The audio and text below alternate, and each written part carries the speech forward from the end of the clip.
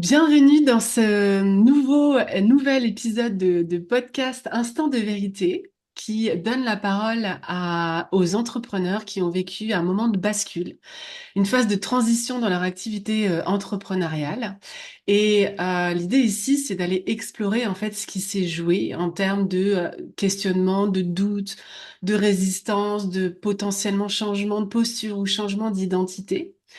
Et en fait, j'ai voulu créer cet espace d'instant de vérité pour justement permettre à des entrepreneurs qui vivent actuellement cette phase de transition, d'avoir un espace de reconnaissance et de soutien par rapport à ce qu'ils traversent.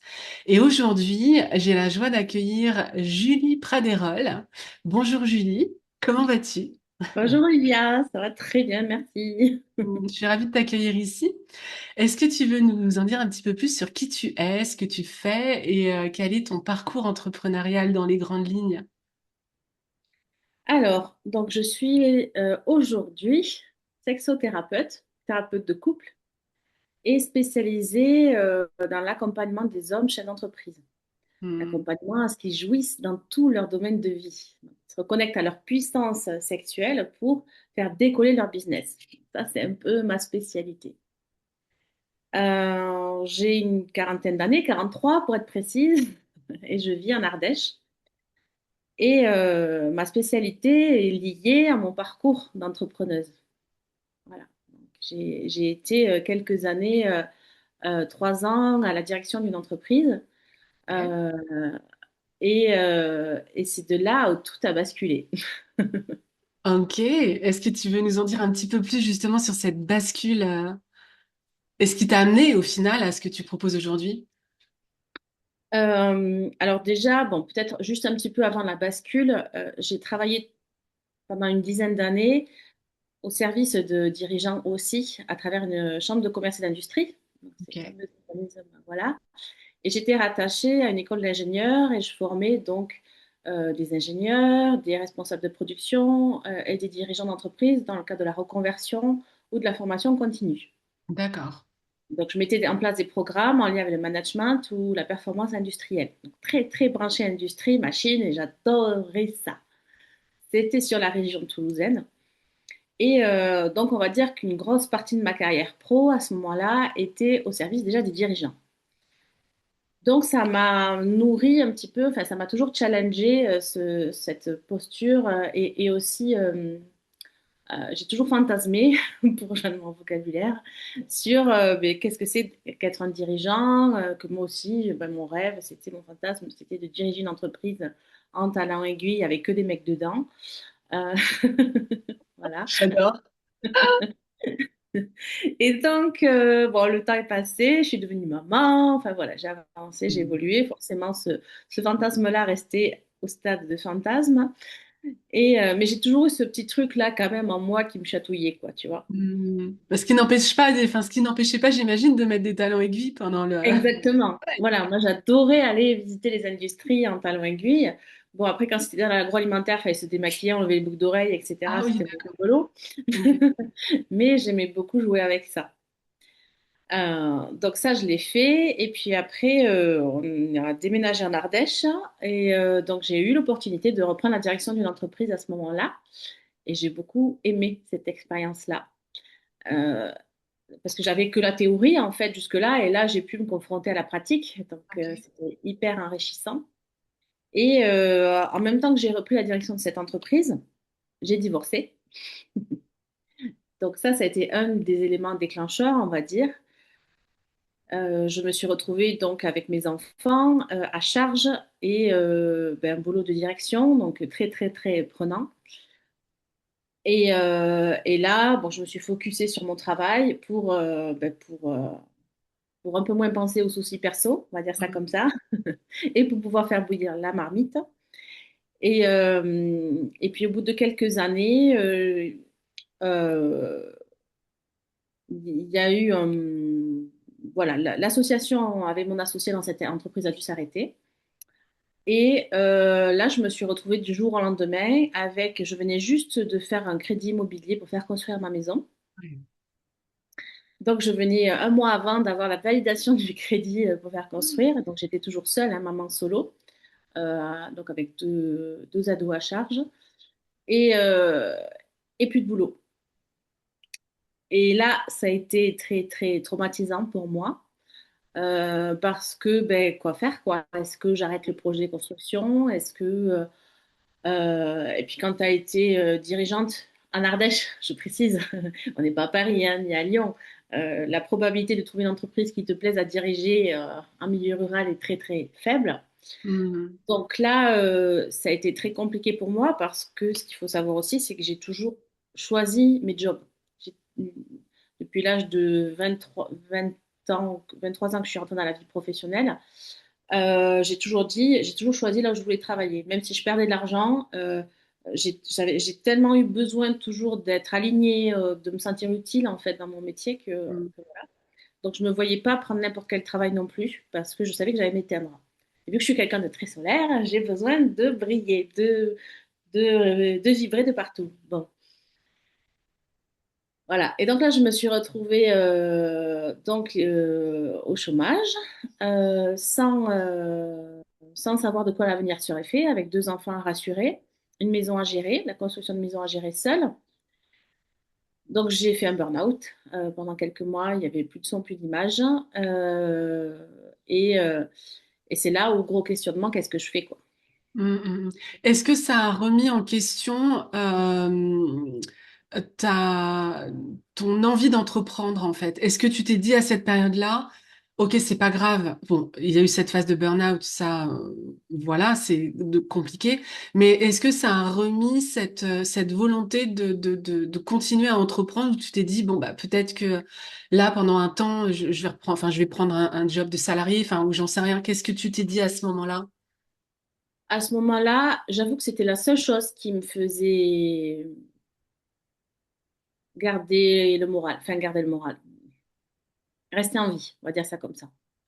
La seule chose qui me faisait rester en vie, c'est en fait, il faut que je sois toute seule. Il faut plus que je compte sur qui que ce soit parce que ce qu'il faut savoir, c'est qu'avant cette expérience de direction d'entreprise, j'avais un projet avec mon ex-mari de créer une entreprise, en fait, on devait reprendre une entreprise, une menuiserie.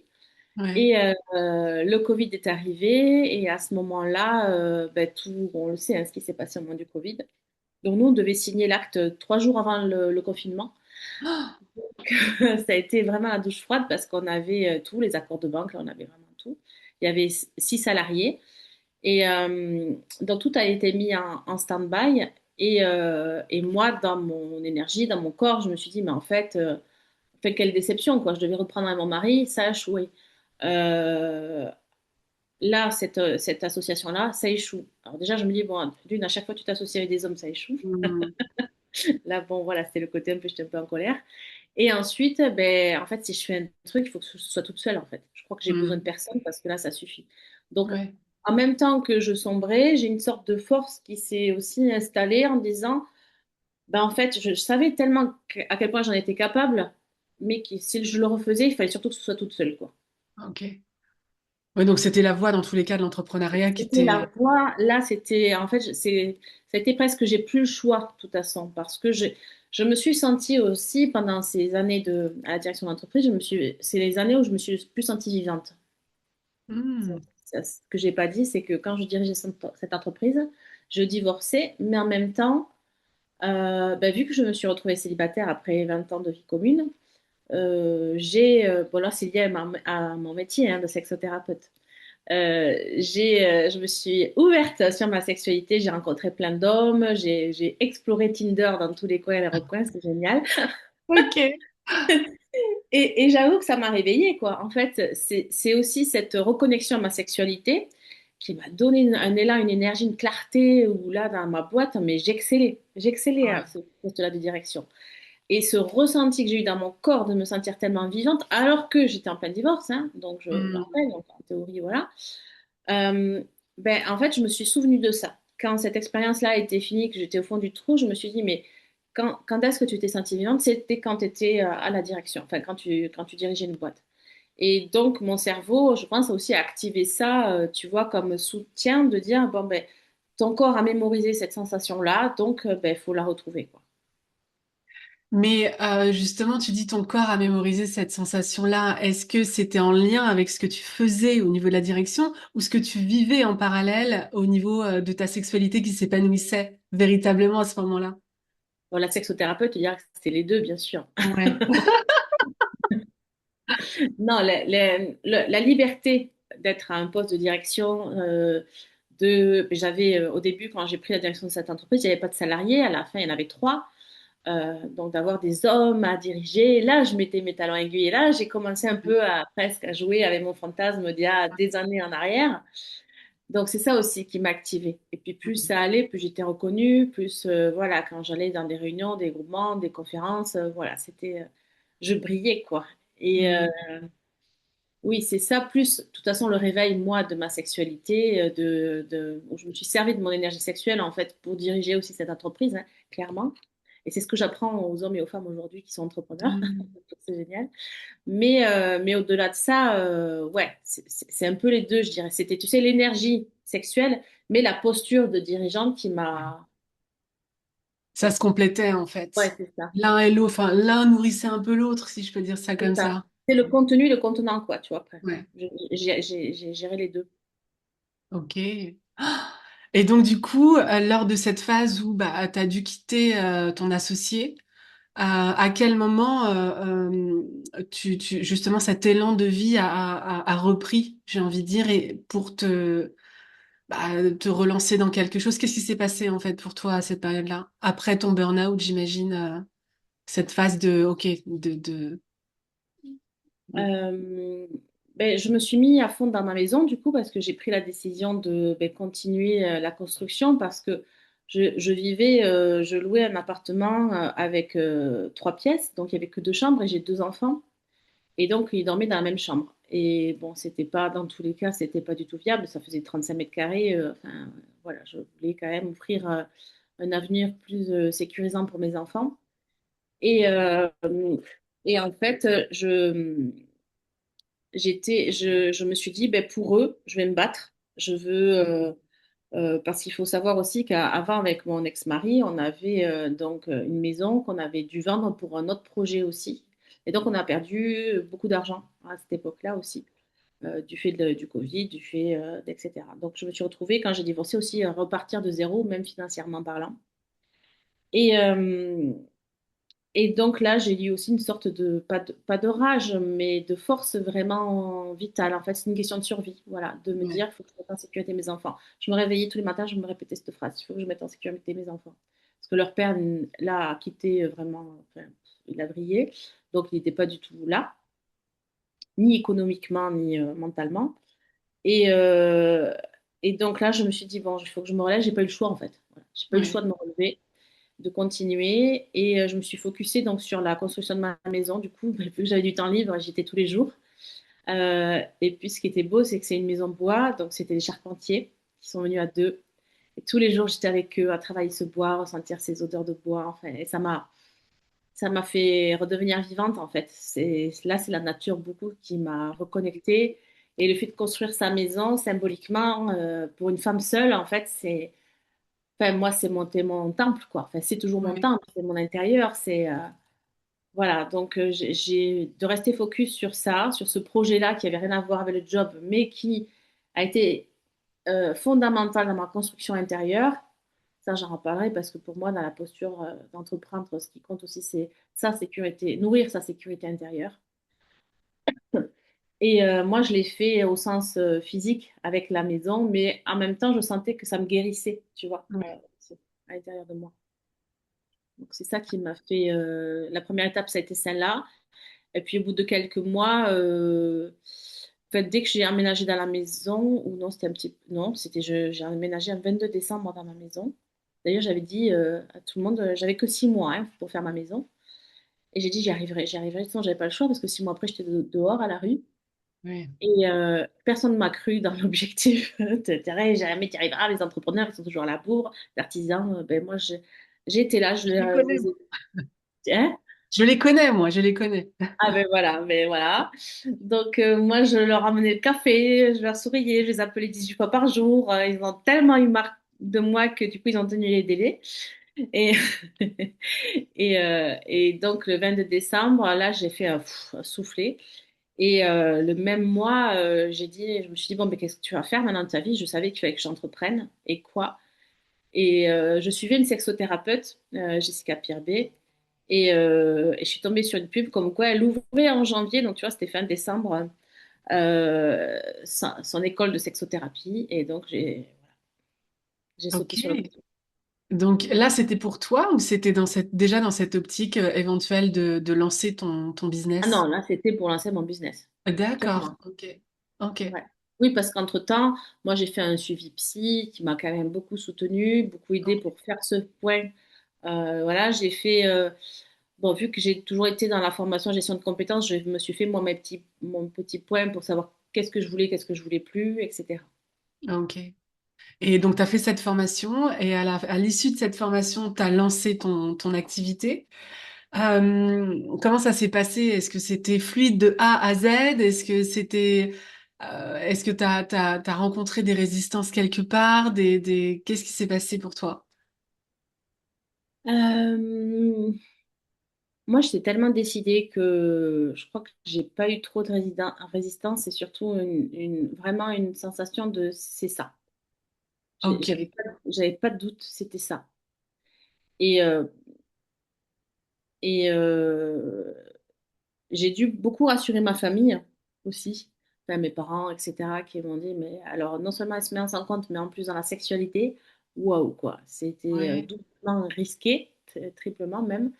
Parce que encore je me serais mis dans le conseil d'entreprise ou des trucs comme ça, bon, c'était plus facile, mais c'est vrai qu'en plus j'ai trouvé une voie, j'ai choisi une voie où quand tu t'installes pour communiquer, c'est très dur parce que les réseaux sociaux sont très verrouillants sur tout le Oui. vocabulaire, tout.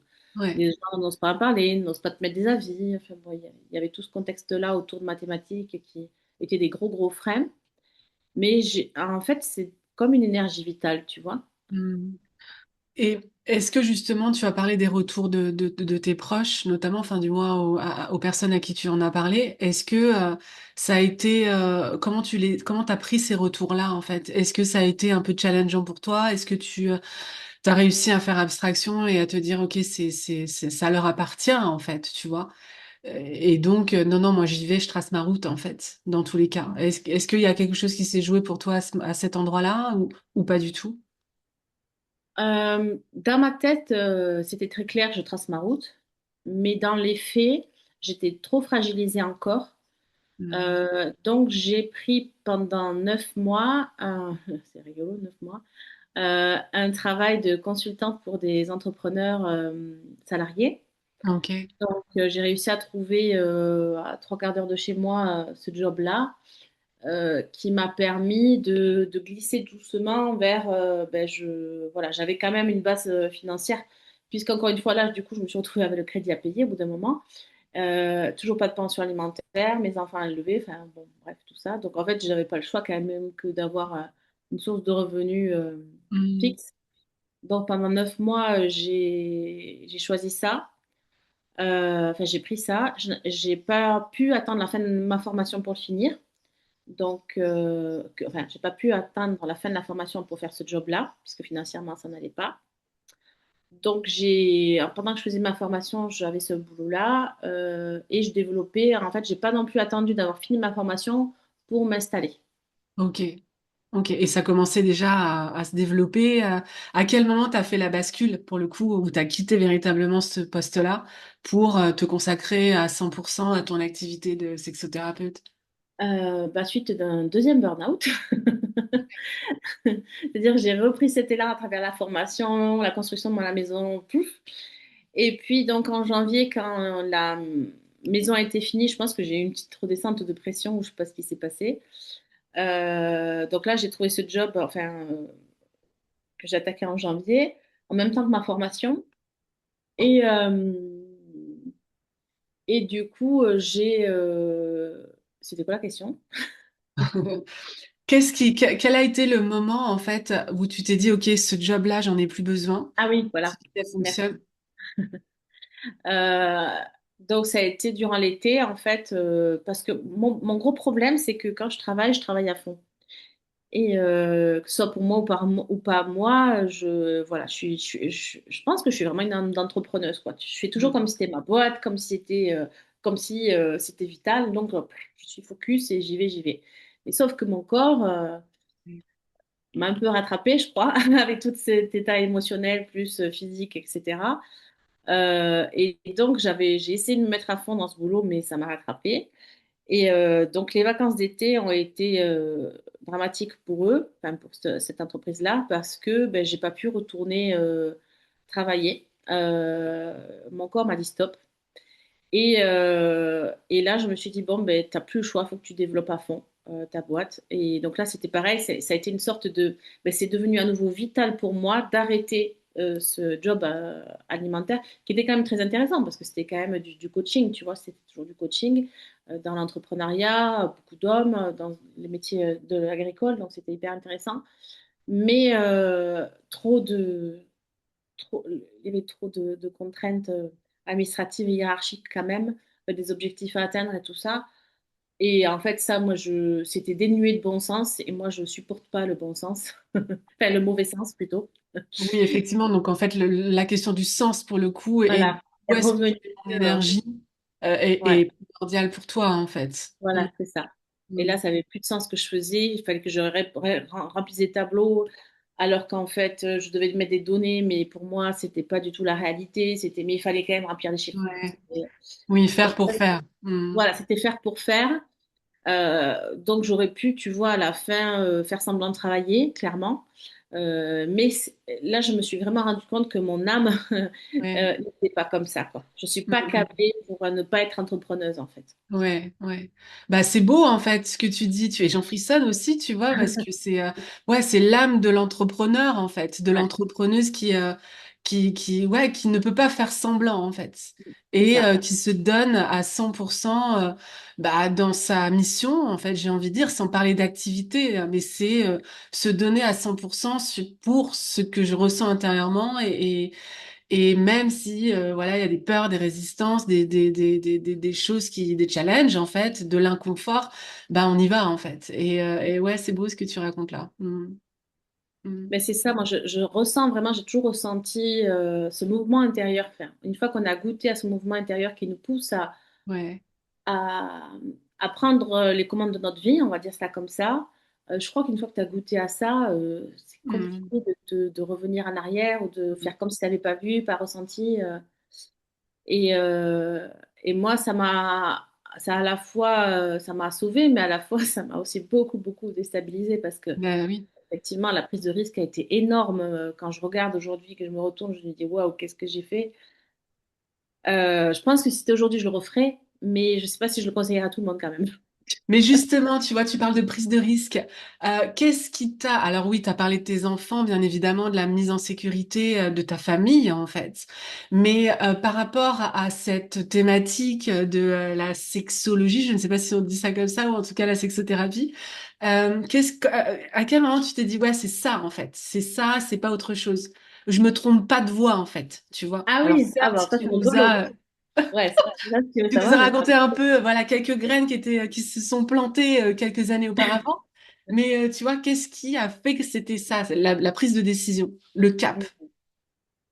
Donc là, c'est effectivement le moment où je dirigeais l'entreprise, où j'étais en plein divorce. J'ai divorcé parce que mon ex-mari était alcoolique et que malgré mes demandes de soins, il ne le faisait pas. Donc j'ai patienté 7 ans et au bout d'un moment, ben voilà, j'ai dit stop. Et surtout, j'avais vraiment ce projet-là on avait donc juste menuiserie qu'on devait reprendre ensemble. Et moi, j'avais quand même envie d'entreprendre aussi à ce moment-là. Et sauf que je me sentais plus du tout en sécurité avec lui du fait de son alcoolisme. Et lui avait créé son entreprise aussi, il était artisan à ce moment-là. Et donc, c'est moi qui l'avais aidé à créer, à tout développer. Et donc, en plus de le porter lui, je portais son entreprise, nos enfants. Enfin, donc, j'avais plus du tout d'énergie, de force. Et c'est pour ça que j'ai décidé de le quitter à ce moment-là. Euh, et du coup, quand je suis devenue célibataire, donc oui, à ce moment-là, pardon, c'est ça que je voulais dire, j'étais pas du tout épanouie sexuellement. Donc, en plus d'être fatiguée, d'être épuisée de tout porter et tout le monde, j'étais éteinte de l'intérieur. En fait. J'étais vraiment morte. J'avais cette sensation-là d'être morte de l'intérieur. J'avais plus de désir, je rigolais plus. Moi qui suis très lumineuse, que tu me dis, oh, regarde la fourmi, je rigole pendant 10 minutes. Ça, ça, je l'avais plus, quoi, tu vois, du tout. Ouais, Et plus personne ne me reconnaissait. Et, euh, et donc là, je me suis allée voir un kinésiologue et j'ai dit, j'ai un problème, j'ai plus du tout de libido. Parce que tu sais, moi, je me suis dit, j'ai un problème, quoi. Je me suis pas dit dans ma ouais, tête, voilà, bref. Et il m'a dit, non, mais là, Julie, vous êtes en train de mourir, quoi. Soit vous le quittez, soit, en fait, enfin, soit vous mourrez avec lui, soit vous le quittez. Et c'est lui, tu vois, qui m'a fait un premier électrochoc et qui a mis des mots sur mes mots, on va dire. Et c'est là où après, j'ai décidé de le quitter, etc. Et donc, sexuellement, il n'y avait plus de libido, il n'y avait plus de cet élan de vie-là. Et lorsque je me suis retrouvée célibataire, qu'est-ce que j'ai fait le premier truc? Parce que quand même, avant, j'aimais faire l'amour. Donc, c'est pour ça que je me suis dit, bon, il faut que je teste si c'est moi qui suis vraiment éteinte ou qui suis plus ouais, désirable, ou, tu vois, j'ai besoin de comprendre, de faire un peu un état des lieux de ma sexualité, mais aussi de comment je me trouvais et comment je pouvais être perçue dans le regard des hommes. Et donc, je me suis mise sur Tinder. Et là, waouh, ça a changé ma vie. J'ai appris à faire des sextos, j'ai appris à oser, j'ai appris à m'habiller sexy, j'ai appris à mettre du rouge à lèvres rouge, enfin, j'ai appris voilà, plein de trucs. Et ces hommes m'ont appris déjà sexuellement à me connaître, parce que je me rappelle le premier, qui est devenu un ami aujourd'hui d'ailleurs, il m'a dit, mais qu'est-ce que tu aimes? Eh ben, j'étais incapable de me répondre à cette question, je savais pas. ouais. Je savais pas, j'ai 20 ans de sexualité, j'avais 38 ans. Je m'étais jamais masturbée, jamais, voilà, je savais pas en fait, je connaissais pas du tout mon corps. Et c'est à force à leur côté, sous l'oreiller avec eux, à écouter leurs confidences, à voir que j'étais à la fois très en colère contre mon ex-mari, donc contre les hommes en général, enfin, j'en ai voulu énormément à mon ex-mari de pas s'être soigné, voilà. Hmm.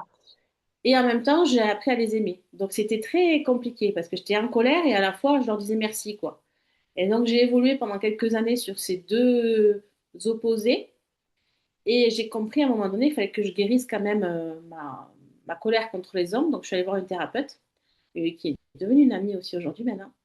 Je suis arrivée, j'ai dit, voilà, il faut que je guérisse ma colère contre les hommes parce que là, je suis féministe, tu vois, j'étais ouais, en Ouais. colère. Tu vois, j'ai fait ma maison toute seule, donc bref. Et je me suis rendu compte que c'était plus ça que je voulais parce qu'il y avait une part de moi qui les remerciait tellement en fait parce que c'était grâce à eux que j'étais devenue aussi vivante. Hmm. Et voilà, donc du coup, tu vois le lien, et après j'ai cogité, j'ai dit qu'est-ce qui m'a rendu bien? Ben, c'est les hommes. Et donc c'est pour ça que moi en m'étant reconnectée à mon énergie sexuelle, et à ce moment-là, j'ai fait exploser tous les chiffres de mon entreprise. J'ai vu à quel point j'avais de la clarté. J'étais capable de prendre des décisions. La gestion des priorités, c'était le top. J'avais plus peur de rentrer dans une réunion et de dire, tiens, c'est ça, etc. Je recrutais tac, tac à l'intuition. Et je me suis dit, waouh, tout ce que ça développe la Hmm. sexualité. Et pourquoi on me l'a pas dit plus tôt, quoi. Ouais, c'est beau. Voilà. Donc j'ai dit, il faut que je dise au monde entier que quand on est aligné sexuellement et épanoui, tu peux tout déchirer, quoi. Et donc, c'est parti de là. Et après, la spécialisation du coup des hommes est venue très rapidement par rapport à mon histoire, en fait. D'accord. Est-ce que tu veux nous en dire un petit peu plus par rapport à ça ou pas? Est-ce que Oui. c'est vrai que c'est pas forcément commun en fait, surtout pour une femme, je veux dire, d'accompagner des Oui, hommes sur cette thématique-là. oui, et surtout, ça n'a pas été facile au début non plus, hein, parce que ça demande d'avoir vraiment une posture, là aussi, de leadership. Oui. Ben oui. Parce que, ben, en plus, au début, bon, alors au début, j'ai commencé qu'en visio. Maman solo qui commence ça, voilà, toujours pareil. Au début, j'ai reçu des photos de pénis Ah sur ouais. mon compte Insta, enfin des choses comme ça. Non, mais vous n'avez pas compris, je suis pas, voilà, je suis juste thérapeute. Donc, il y a eu tout un tas de recadrage. Et moi, de devoir travailler, c'est là où je dis vraiment travailler sa sécurité intérieure, pour moi, ça a été primordial. Et en même temps, cette guérison par rapport aux hommes. Parce que j'ai compris que pour moi, les extrêmes sont jamais bons. Et d'être féministe, c'est super, mais je suis effectivement dans la vraie définition pour l'équilibre. Mais j'ai quand même constaté que les hommes sont en retard au niveau de la connexion à leur corps, à leur désir. Nous, on est à l'intuition, on a fait l'énergie féminine, à tout ça, mais le masculin n'a pas été habitué à ressentir, à s'exprimer. Hmm. Et moi, j'ai 80% de mes clients hommes, ce sont des hommes hypersensibles. Donc, un homme hypersensible, on n'y a pas appris à gérer ça. Donc, ça crée plein de frustrations, plein de troubles, etc. liés à ça. Et je me suis dit, mais si nous, les femmes, on veut être épanouies, il faut quand même qu'on épanouisse nos hommes. Tu vois, il faut pas, alors, se battre et se dire, ouais, les hommes, c'est tous des cons, ça marche 5 minutes. Mais à un moment donné, qui se colle au job, quoi. Enfin, il n'y a pas de raison que eux, Hmm. soient mis sur le côté. Parce que dans ma formation, j'avais beaucoup de sexos qui se spécialisaient pour les femmes, qui faisaient des cercles de femmes, qui travaillaient sur la sexualité sacrée, sur tout ça. Oui, il y en a beaucoup, Il y en a effectivement. beaucoup, voilà. Et moi, j'ai vu ça, j'ai dit, ok, c'est super, mais moi, ça me vibrait pas, quoi, tu vois. Et je me suis dit, et les hommes, en fait, c'est comment Ouais. tu veux que nous, on soit épanouis, les femmes, qu'on ait des hommes à la hauteur, etc., s'il y a personne qui s'y colle. Donc, Mais justement, est-ce que tu as douté à un moment donné en fait, c'est les hommes, moi, c'est pas les femmes que j'ai envie d'accompagner. Est-ce que tu t'es posé la question parce que ça t'a questionné, est-ce qu'il va y avoir une demande? Est-ce qu'ils vont être ouverts à ça? Le ah fait que ouais, j'ai eu ce soit peur. une Ah oui, femme, oui. tu vois, etc., Ah oui, etc. oui, oui. Ah ben, disons que tout le monde m'a découragée. Ah ouais, Ma famille encore plus, en disant, non, mais les hommes, non, laisse tomber, quoi. Toutes mes collègues aussi, du coup. Ma formatrice aussi, puisque la bah, formatrice aussi. ouais, mais déjà que c'est compliqué, mais en plus les hommes, voilà quoi. Et en plus dirigeant, moi je Ben oui, n'avais pas la on niche facilité. encore plus. Ouais, voilà. Euh, donc oui, tout le monde m'a découragée, tout le monde, même les thérapeutes parce que régulièrement, du coup, moi je travaille sur moi aussi mon énergie pour toujours rester dans cette neutralité, en fait, cette objectivité.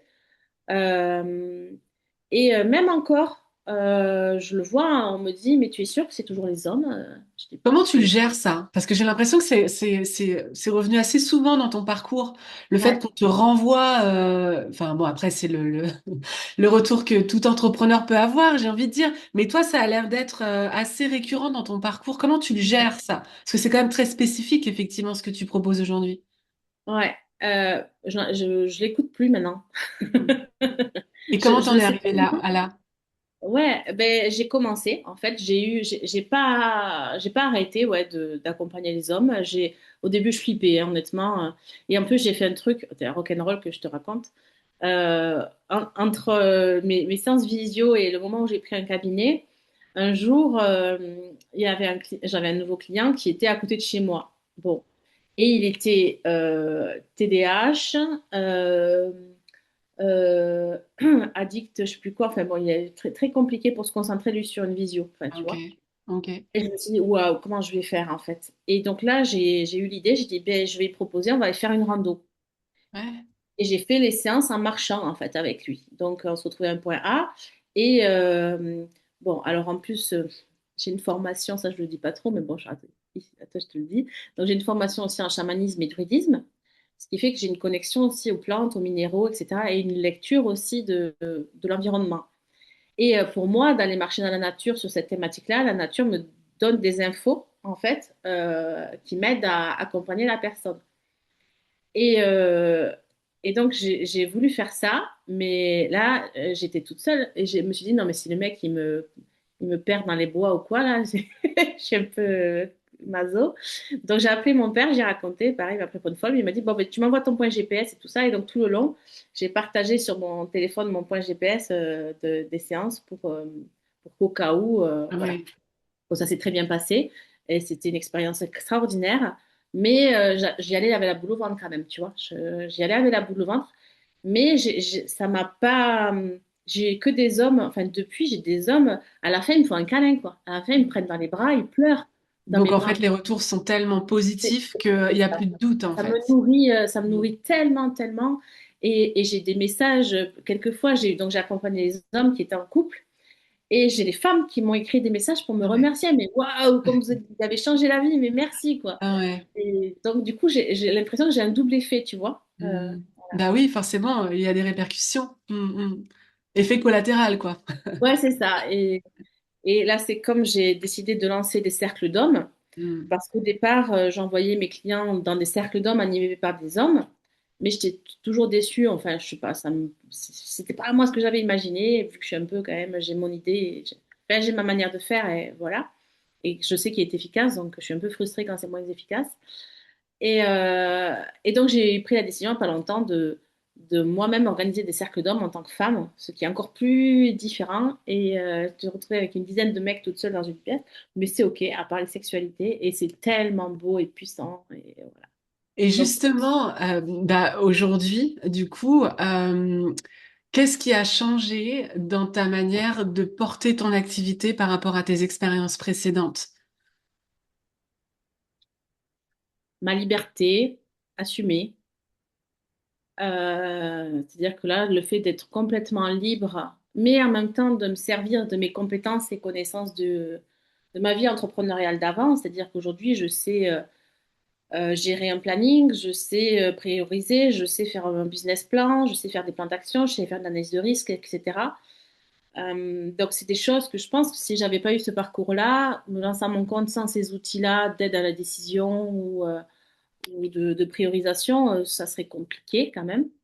Enfin, en tout cas, ça serait pas sécurisant. Et, euh, et du coup, ce qui a changé, c'est que avant, j'étais très méthode, tu vois. En plus, j'ai un master en management et gestion de projet, donc tu vois, je suis très technique. Donc, je suis très enfin, ingénieur, quoi, tu vois. Et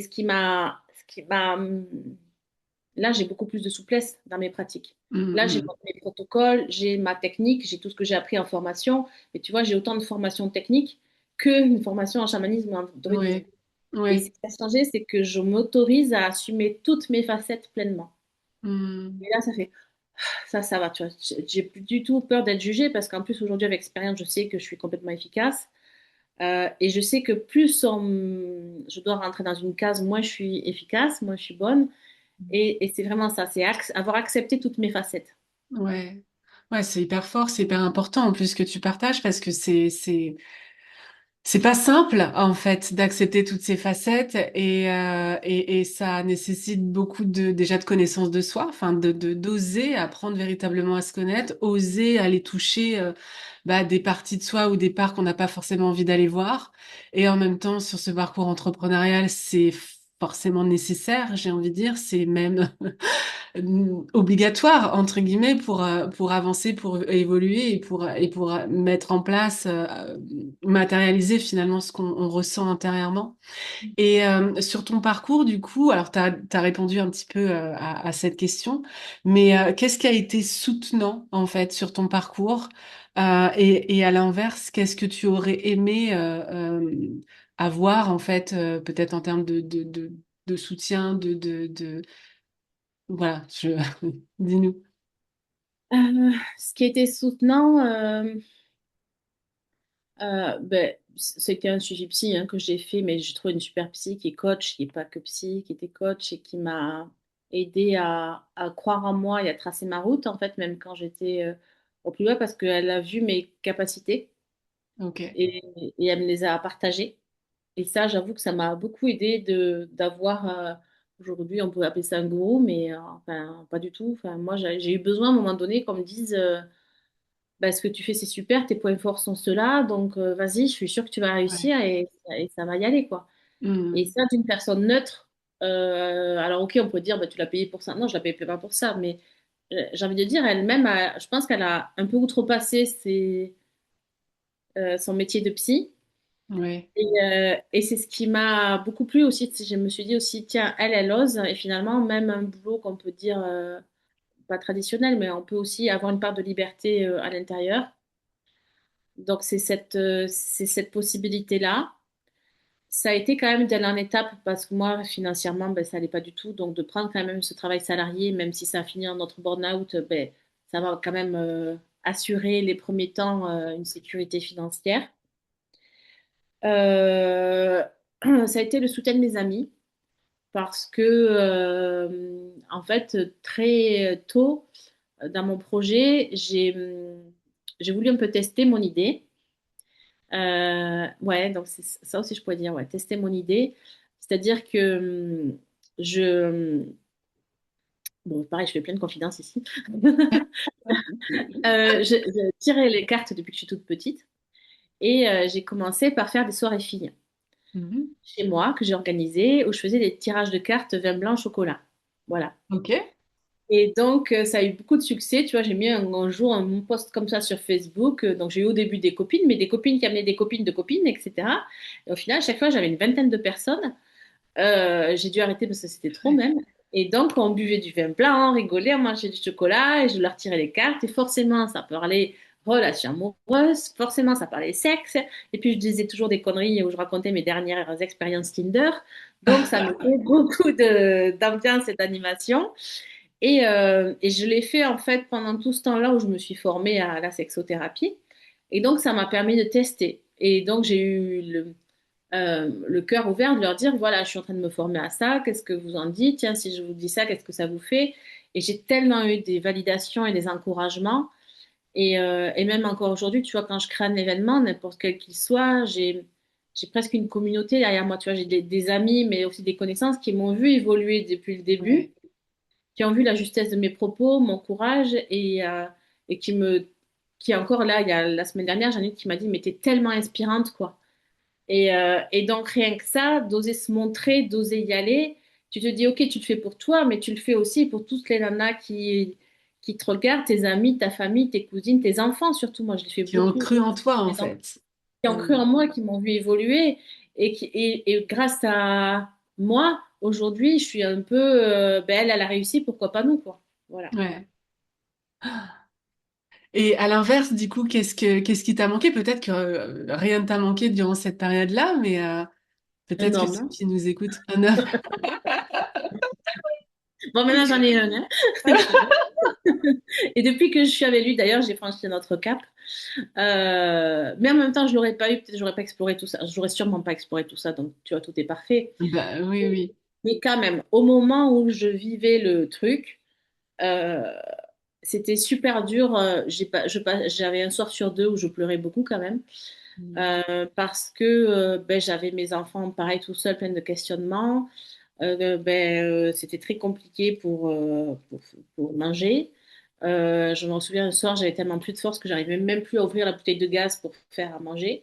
Donc j'ai dû appeler un voisin en catastrophe pour venir. Enfin voilà, donc j'ai eu quand même des moments très difficiles. Et mes parents étaient là, heureusement, mais il me manquait quand même. De devoir se lancer à son compte toute seule avec des enfants comme ça, très abîmés par un divorce. Et puis bon, je passe aussi, c'est que le divorce est très mal passé, donc j'avais aussi la phase divorce à gérer. Euh, ouais, le soutien d'un amoureux dans ces moments-là, ça aide. Ce qui m'aurait manqué peut-être, c'était enfin, moi, ça allait parce que j'avais quand même cette expérience avant, mais d'avoir quelqu'un qui te drive pour la vision entrepreneuriale, enfin, tu vois, pour te dire, pour te rassurer sur les chiffres, sur... Ok. moi, je l'ai fait, sur mon prévisionnel, etc., j'avais fait tout ça. Mais du coup, j'ai pas pu le faire valider à qui que ce soit.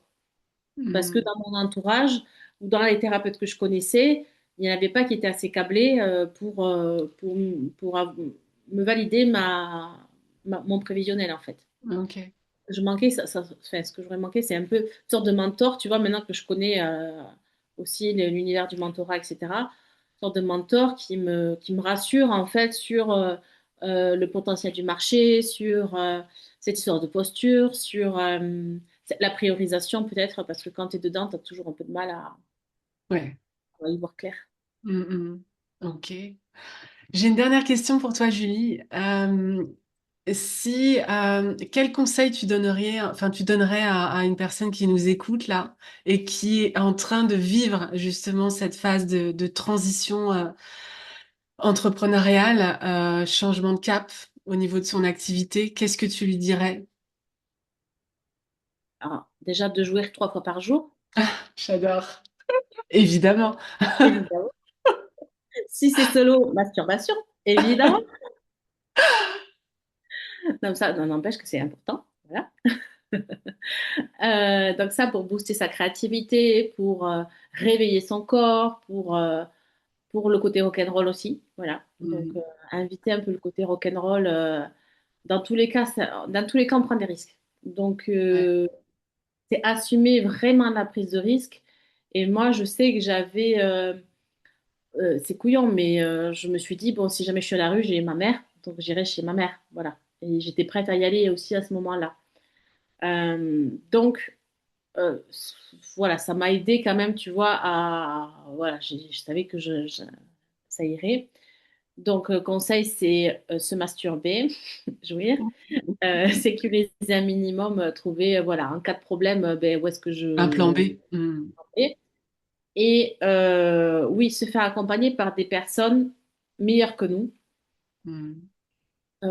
parce que, alors, et les amis, voilà, ne pas hésiter à en parler à son cercle proche, parce que des fois on dit les projets, il faut pas trop en parler.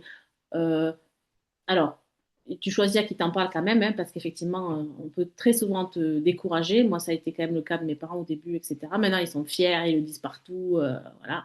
Mon père, il va au café, il a tombé avec un client. Il a bu le café avec un client, moi, l'autre fois. Il m'a appelé ma fille, t'es la meilleure. J'ai réparé ton biki. Oui.